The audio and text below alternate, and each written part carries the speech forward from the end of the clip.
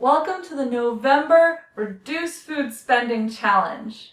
This month we're going to be focusing on where we spend the most amount of money, and this for us is on food. And so we're going to be looking at grocery shopping, dining out, anything takeout, corner stores, anything food related, and we're going to be looking at reducing that substantially.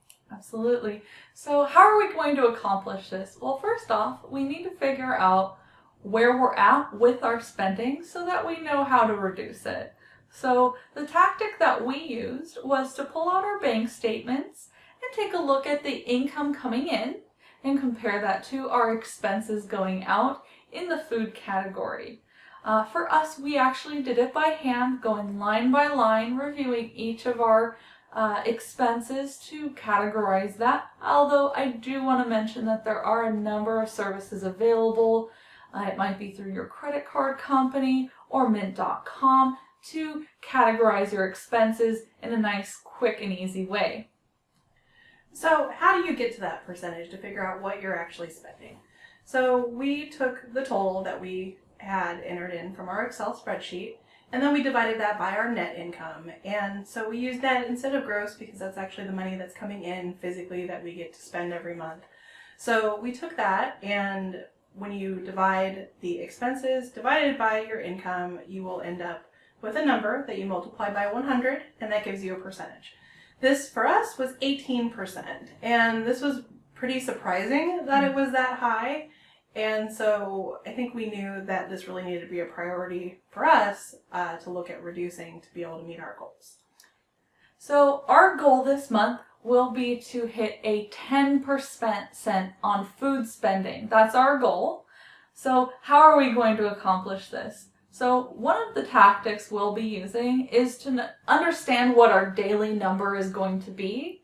So to determine your daily number, all you would need to do is take your goal. So for us, that is 10% times your income that you're getting in. So 10 times your income will get you your current budget. Then you minus out any spending that you've done on food already and divide that by the number of days left in the month. I do want to mention that if you're planning on doing grocery shopping, you can still use that number, your daily number, just times that by the number of days that you're shopping for. That will get you your weekly budget for groceries that week. Another thing that we're going to be doing is compiling a shopping list.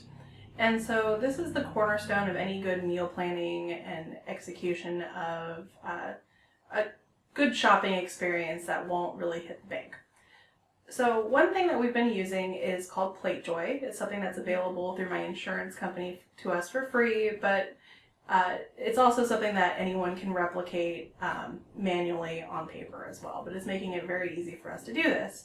So one thing that PlateJoy does, which is great, is it will take inventory of pantry items that you say that you have, as well as you can say, I have this in my freezer, I want to make this week. If we have something out of the garden, we can prioritize those items.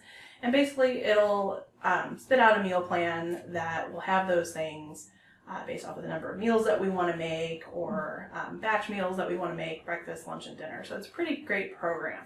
You can also do this manually. Before this, we had just a manual compiled list of the items that we had, and we just tried to check them off as we would go when we were meal planning in general. So another thing that we're doing is we're going to discount meal stores. And this means your local discount grocer where they sell items at a substantially discounted price. Some of them may not be the best items, but it's a good place to get pantry staples. It's a good place to get basic dairy or meat sometimes, and it's a good way to reduce some of those costs. We're also going to be looking at the weekly ads that come in. November is a really good month to buy meats that go on sale, and it's a good way to stock up your freezer so that you can later have these discounted items available to you. All right, so we encourage anyone that's watching to join us in the challenge. Take a look at what your number is and figure out what you'd like your goal to be. If you like the video, please subscribe and don't forget to hit the like button.